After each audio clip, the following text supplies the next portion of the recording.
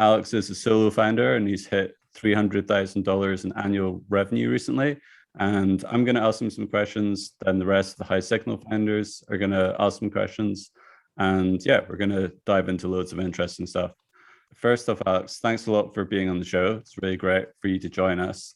You've talked a lot about your kind of lifestyle, like boring businesses versus like cool businesses to talk about at parties and stuff like that.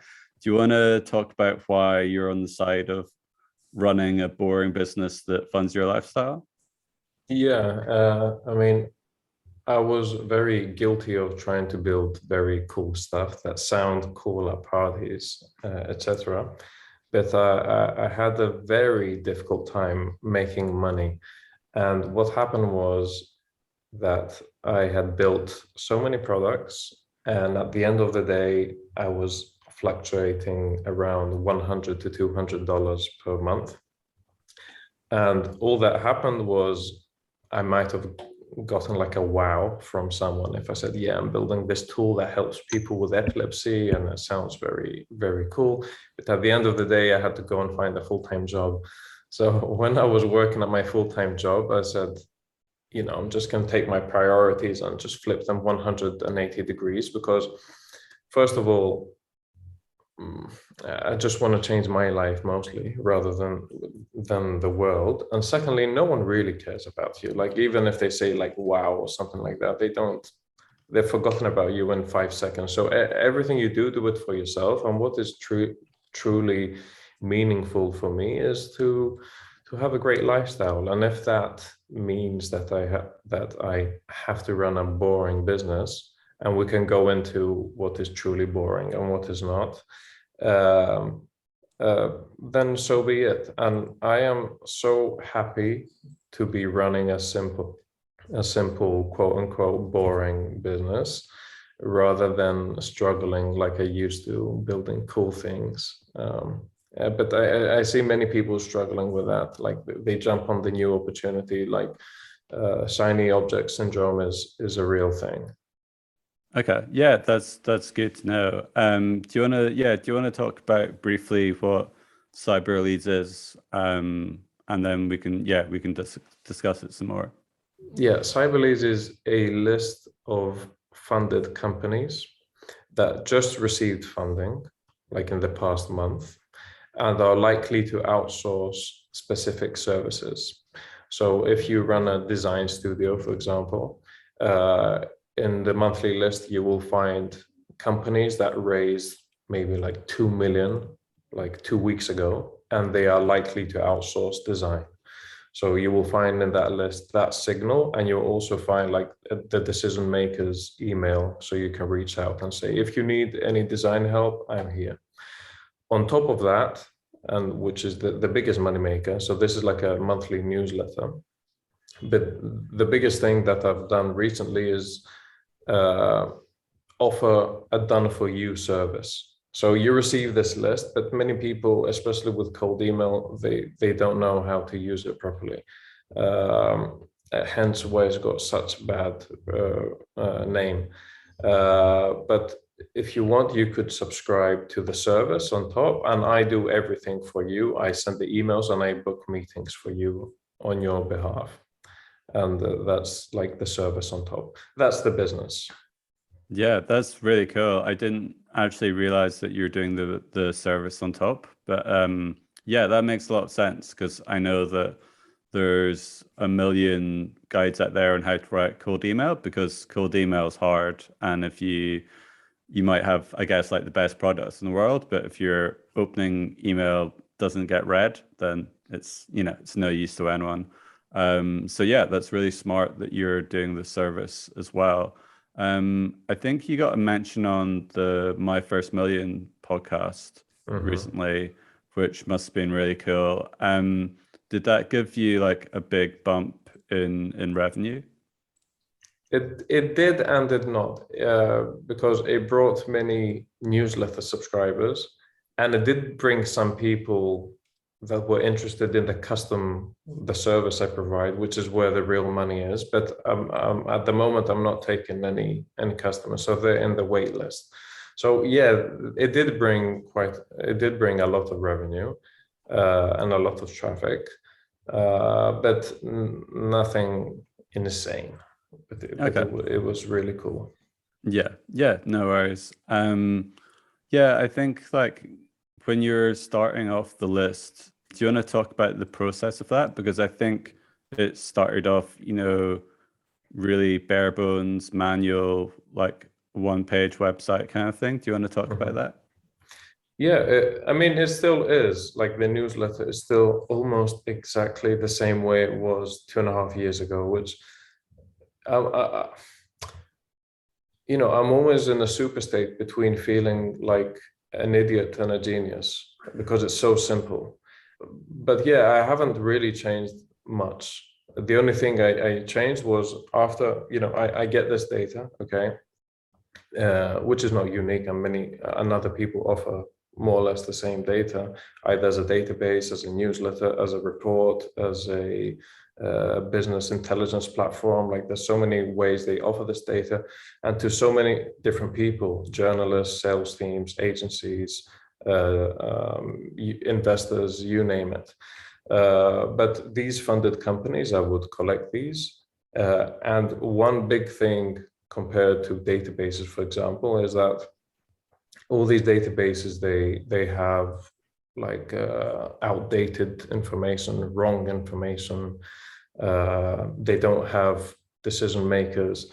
You have to log in the platform and build your own queries. And one thing that I think especially solo entrepreneurs can leverage is use simplicity as a differentiator. Like people don't have time. And that goes for your landing page, that goes for your product. Like people don't have the time to sit down and invest to learn about your product and understand like your smart landing page and your smart wording, what it really means. No one cares. Like it's so simple. What I do is I collect this information and then by hand I cross-check every single one so there are no mistakes. And then I also provide the likely to outsource label, which is something I do with some automation with like statistics. Let's say one company is 50 people and they have one designer or 0 designers. And you can cross-check, like they have worked with agencies in the past. It's a good fit. But I also do it by hand as well. For example, if one company is storing medical information and they have the word trust 5 times on their website, then that's a good fit for cybersecurity agency, and so on and so forth. So yeah, there's a lot that goes into the list, but like top level, if you look at the product, it's simple, stupid, honestly. Cool. Well, yeah, that's simple is good. Okay, we'll open it up to some questions from the High Signal members. Just a reminder that if you have a question, just put it in the Zoom chat window and I'll call you out. I think Karim's got a question. One thing that I noticed is that during this time period where you built a ton of different companies, before you launched into CyberLeads, you built a lot of B2C companies as well, right? So you have like some B2C and some B2B. And I wanted to know, in your like own experience, in your own words, what you felt the difference is between both, and what are strengths and weaknesses of both. So I wanted to go into B2B mostly because everyone said B2B, like B2B is the way to go, B2B, B2B.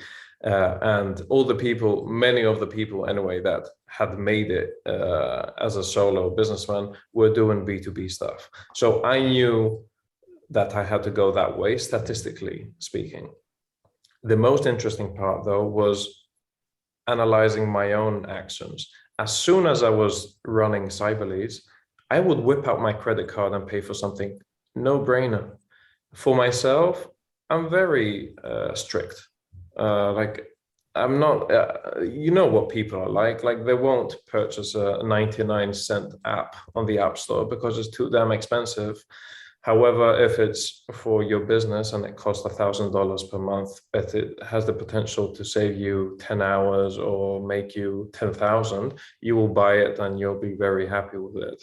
However, There are some exceptions to the rule, like B2C market, for example, anything to do with education is superb because people spend a lot of money on education. So yeah, there are exceptions to the rule, but the difference was crazy with B2B. I would struggle to sell $5 subscriptions, $5 per month subscriptions for people churning. And just picture that, to reach, let's say, 1K per month, you need 200 customers, which is insane. At the moment, I don't have 200 customers, just to paint a picture, like how different it is. With CyberLeads at 200 customers, it could be like $1 million per year. With the other business, 200 customers would be 1K per month. Like it's crazy, the business, the difference. So yeah, I absolutely felt the difference straight away. Awesome, thanks. Cool. Yeah, that's really, it's really puts into perspective when you put it like that, Alex. The huge difference between having 200 customers. Ronan, I think you've got a question. Yeah. Hey, Alex. Thanks for taking the time. Yeah, 2 questions. So have you dealt with many copycats? And I see you have an affiliate program on your homepage. And does that drive a lot of traffic? Because I've kind of dealt with both. So I'm curious to see how you handle it. Yeah. The affiliate one, just now it started taking off. From my first million that you mentioned earlier. Before that, I just had it there just to have it, maybe, just in case, someone wants to refer someone. About the copycats, I don't even know. And I don't stress about it at all. There were people doing similar things to me before me. There'll be people after me. And even if there's someone who does a really good job, like, good for him. Like, honestly, at this point, I don't care about making more money, and I don't care about, conquering the market or not leaving anyone else to do the same thing. Why not just do it with a little bit of authenticity? Either it could be like your own distribution channel or target a specific customer. Something like that. I think the only way that competition would make me feel bad would be if everything overlaps, like we have the same product and the same wording and the same target customer and the same acquisition channel. And that in that case, you're overlapping in this huge space that's called the internet, which is just plain stupidity. There's enough room for everyone, as long as they don't overlap. So with copycats, I have found many.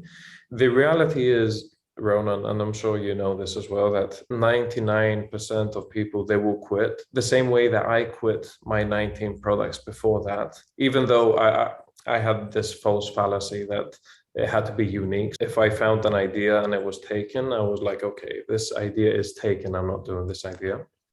But yeah, most people quit. So I don't spend at all worrying about copycat, zero. Especially now that I have the agency model on the top, because for that I charge, actually this is important, I think, because for that I charge 2K per month, okay? So that means to hit 1 million per year, I need 40 customers from the whole damn world. 40, that's it. Who can stop you to reach 40 customers? No one really. So there's no point worrying at this point where I am now. With the newsletter, I was a little bit more, maybe, okay, let's not saturate this thing and everyone offer the same newsletter for $10 per month instead of 200 or 100. But at the moment, I don't care about it at all. And that's the beauty when you go high ticket, because the numbers you want to hit are so small that you don't care about it. I think we're all going to go B2B after this, if we're not already. Campy, I think you've got a question. Yeah, I got to raise my prices now even more. So thank you again for doing this. You mentioned earlier in this call that you kept your page simple, you like it simple. Is there anything that jumped out at you that you remember to this day that you thought this could be simpler? Yeah, it's funny, Andrew, because in the beginning, especially in the beginning, now I'm more less allergic to it. But in the beginning, when I used to collect these lists with these funded companies, man, I don't know. It's almost as if they do it on purpose, that you don't understand what they do. Is that weird thing where, for example, solopreneurs try to pretend that they're companies and they say like, we did this. In the same way, early stage startups, they try to be enterprises and they have these huge landing pages where you don't understand anything. And in the enterprise world, that is common because they usually have sales teams and they sell like huge packages where they do live demos, so they explain everything. But it was just so funny to see early stage startups with 5 people having landing pages where I was trying to understand, okay, what are you doing? I don't understand, like, explain to me. Other than that, I have a good example for you. Gumroad for me was a huge inspiration, where if you exclude their last rebranding when they did last year, they were they were the same damn product for 10 years almost. I don't know, close to 10 years. And for me, that was inspirational because adding things is very easy, but keeping things simple and being focused and grounded and just keeping things simple is difficult.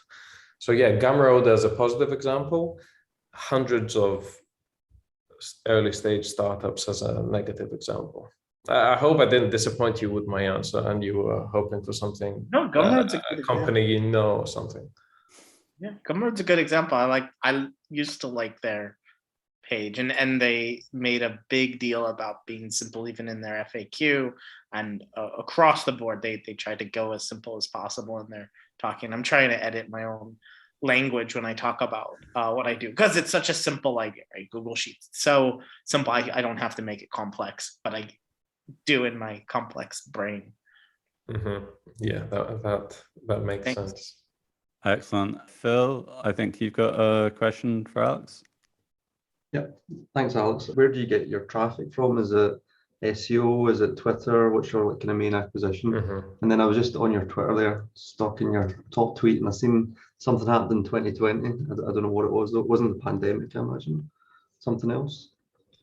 2020 was, and thank you, Phil, for the question. Like 2020 was exactly that point where I went from building little B2C products to finding CyberLeads, which was my first like B2B product. So that changed completely their trajectory.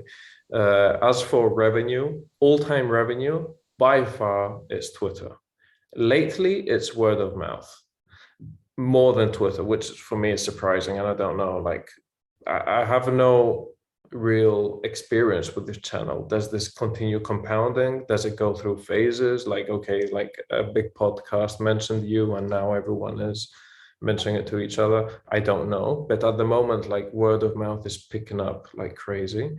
But yeah, Twitter for sure, which again, going back to simplicity, like I used to feel embarrassed of saying, okay, my business is a monthly list and I tweet.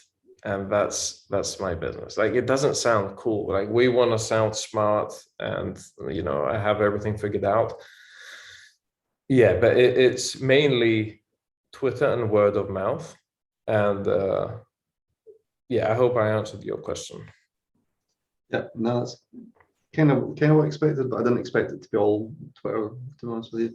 I made about $2 on Twitter so far, but maybe I should. Well, it's a gold mine if you're the right niche. And even word of mouth, arguably, that could be from Twitter, right? Someone sees it from Twitter, they say it to their friend, that counts as word of mouth, but maybe it's Twitter indirectly. So yeah, it's super powerful if you're doing anything tech related, business related. Awesome. Yeah, that's really good. I think, Karim, you've got another question. How did you grow to reach your first 10 customers? So what happened was I launched on Product Hunt, as most makers do.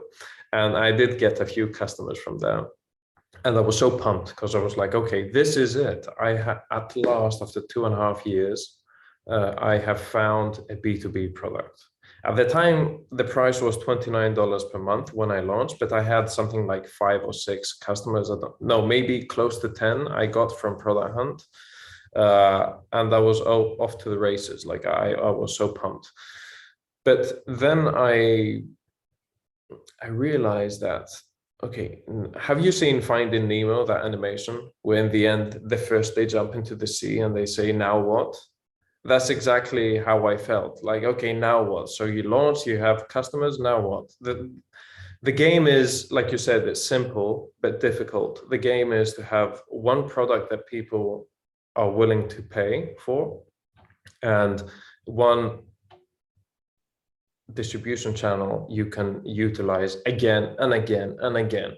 Basically something like launching on Product Hunt every day. If we could launch on Product Hunt every day, we'd all be rich here. But you cannot. You have to build your own distribution channel. So I started experimenting with everything. I started experimenting with cold outreach via LinkedIn.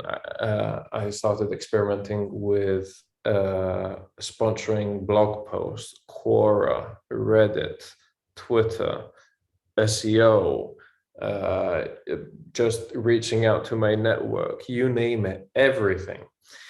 But the funny thing is, and this is almost like a pattern now. So I built 20 products, one of them took off. I tried many, many things as a distribution channel, one of them took off. That was Twitter, because I tweeted something with no intention of going viral or blowing up or anything, and it happened to blow up. And I got 5 customers from there, and I'm like, damn it, this is it. So I have one product and one distribution channel. And from there you should change also like character. And that's the interesting thing about this journey. Like you have to, especially when you're like a solo entrepreneur, you have to change, I believe, in my opinion, of course, I could be wrong, that you have to change your character along the way. So in the beginning, you have to be really artistic, try new things, have an open mind, be creative, find a smart way to get customers. But once you find that, then you have to stop being that creative person that goes after the new idea that comes into his mind. And, you have to become like an athlete. From an artist, you have to become an athlete. Do the boring stuff. Do again and again the thing that took you from 0 to 10 customers, again and again and again. And that's all I did for the past 2 years, basically. Okay. So for the past 2 years, all I've done is have CyberLeads, use that distribution channel again and again and again, Twitter, build my brand. And at the same time, again, another pattern, run many experiments within the business. So the same way that it took me 20 businesses to find CyberLeads and many distribution channel experiments to find Twitter, the same way I tried more or less 20 different experiments within CyberLeads, turn it into a database, create like a network of agencies that can work together, you name it, to find like the productized service I've added on top, which took off straight away. So it's experimenting, find something, do the same thing. While you're doing the same thing, experiment with other things, find the next lever, do the same thing. Like I'm going to run this thing now with a productized service probably for the next few years. I went a bit on a rant there, but I hope I answered your question. No, it was an excellent answer. Thank you very much. Very, very enlightening, like the whole probabilistic aspect of it and having to just go for reps. And then once you hit something, I like the metaphor a lot of switching from the creative, like the probabilistic part, to the athlete where you just need to put the work in and just grind on the things that work. That was awesome. Thanks, Alex. Thank you. Yeah, that's a really, really cool answer. I probably know the answer to this already, but what do you think about the whole one project versus multiple projects kind of thing that a lot of people talk about? Yeah, both have worked. So let's start with that. Both have worked for different people. There have been people that worked on a single project for 3 to 5 years. and then it took off. And there are people that had traction from day one. Now, I can share my own anecdotal experience, and I can also say that around at the beginning of 2020, I sat down and I wrote a huge blog post. And I saw, like, in 2018, I tried the many projects approach. And I went from 0 experience, 0 products under my belt to 13, 14 products in a year and $100 per month. That, that difference is crazy. You go from, I have no idea what this indie thing is, to I'm making money, and 5 times that would be a Greek salary, for example, $500 per month. 2019, I took the different approach. I fell in love with a very unique and sexy product, like we were saying earlier, and I focused on that for a whole year, which went nowhere. Now, of course, like, the world is not deterministic. I don't have all the elements. I don't know if I stuck more with that product, maybe it would work out. Who knows? But the people I admire, the people that I have seen succeeding, and myself included, usually have traction in the beginning, just enough to give you that motivation to stick with it. Okay. So you have to stick with it, but in order to stick with it and chase it like a madman and figure it out, I think you have to have traction in the beginning. So it's a bit of a cop-out answer. You need both. You need, in the beginning, you need traction, and then you stick with that product for a long time. But to get that traction in the beginning, you have to try many different things, in my opinion. So for me, it's build many things, see traction, stick with it. And even if it's not, that hockey stick trajectory from the beginning, as long as you have that a little bit of traction and you saw the light, like, okay, people are paying for this, you can stick with it. Okay. Yeah, no, that's a really good point. I think Camphy has actually got another question. Yeah, thanks, Pete. Because you travel a lot and you express that you travel a lot and work, what's your favorite place to work from? Boring answer, man. I'm gonna disappoint you. I like working from home, or like from a coffee shop in my neighborhood. Sometimes, you get very bored of the same environment, the same walls, the same window, the same this and that. You don't feel inspired at all. So I go like to the local coffee shop. Which coffee shop? The coffee shop. Look, in Paris that I was for a month. Don't make fun of me, but I used to go like to Starbucks. I used to go to Starbucks and work from there. It was cool. I don't do co-working spaces and stuff like that. Do you? I was just at Starbucks today. But where are you though? I'm in Southeast. I was at Southeast Asia's largest Starbucks. Which country? Indonesia. I'm in Bali. In Bali. Oh, nice. I haven't been there yet. I've only done the Europe so far. So in terms of, like, I guess you've talked a lot about having a lifestyle first kind of priority business.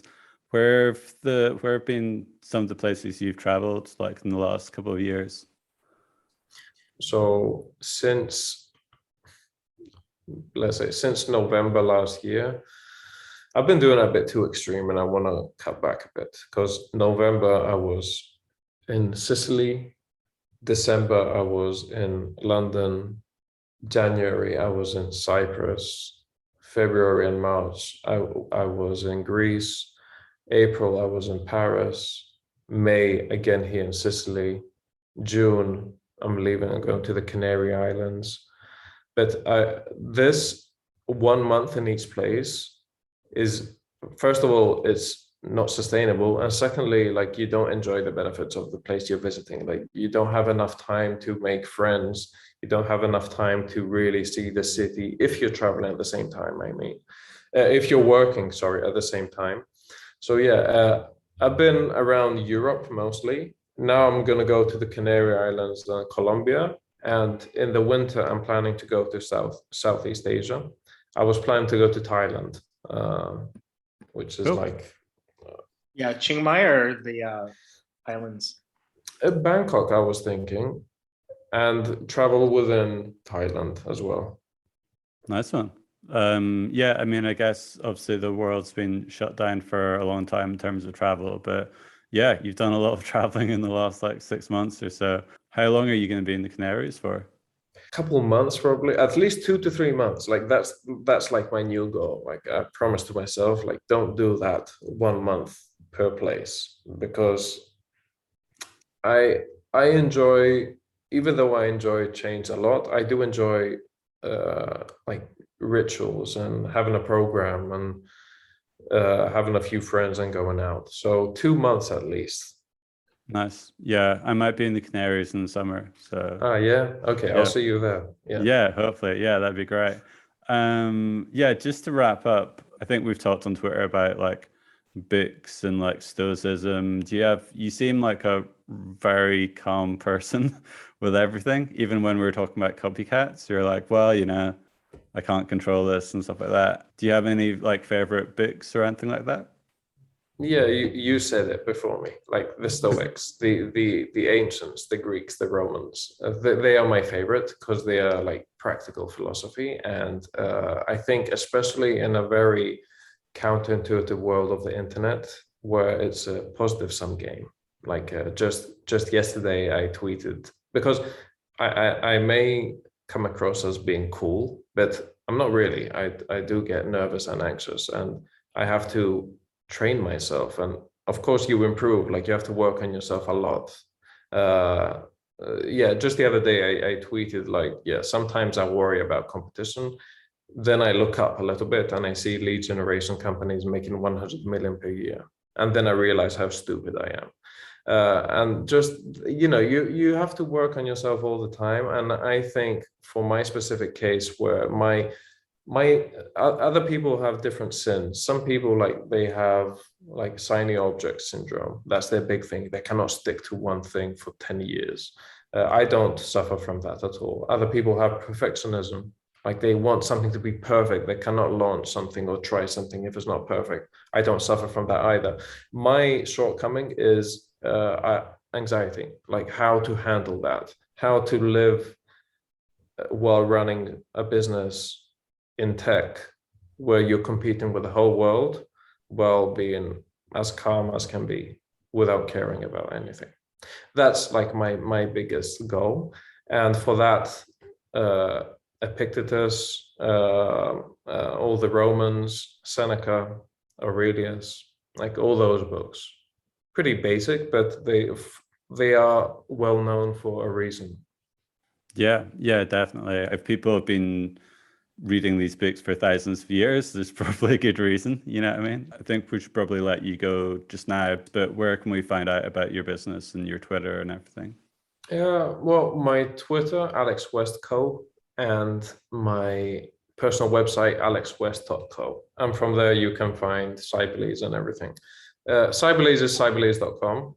But mostly, if you want to follow like what I'm up to, is my Twitter for more like milestone and business stuff, and my personal website for like daily things I'm nervous about, life things, stuff like that. Awesome. Well, yeah, that's excellent. I do like that you have a daily blog, by the way, so that's really cool. But yeah, thanks a lot for joining us and taking time out of your day, and yeah, hopefully see you in the Canaries in a few months. Yeah, let's make it happen.